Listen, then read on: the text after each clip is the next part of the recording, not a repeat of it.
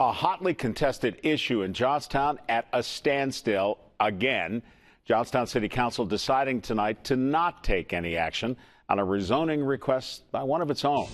Melanie Gillespie was at that meeting and has more tonight. Mel? Marty, this property is in the Coopersdale neighborhood of the city. The rezoning request has been tabled since December, and that's where it'll stay, at least for another month. The applause from people picketing with posters in council chambers Wednesday night wasn't for a landslide victory in their favor. It was in support for what Councilman Fred Mickle had to say on the lack of movement on a rezoning issue that's been tabled since last year. The fix was in. The good old boys won.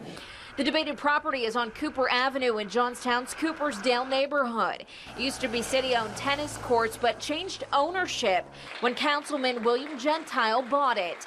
Gentile wants to see it rezoned from residential to commercial in hopes of using it for a landscaping business. Yeah, because I'm a councilman, there's no doubt about it. I did everything right. I put it back into taxation. I cleaned the place up.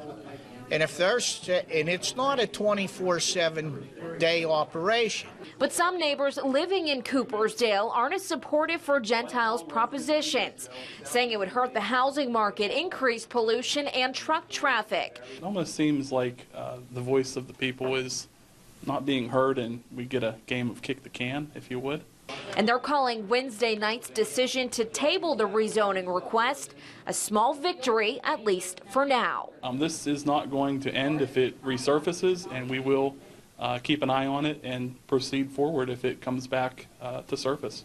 It's my property. I bought it. I paid for it. I paid taxes. I should be able to do what I want on my property.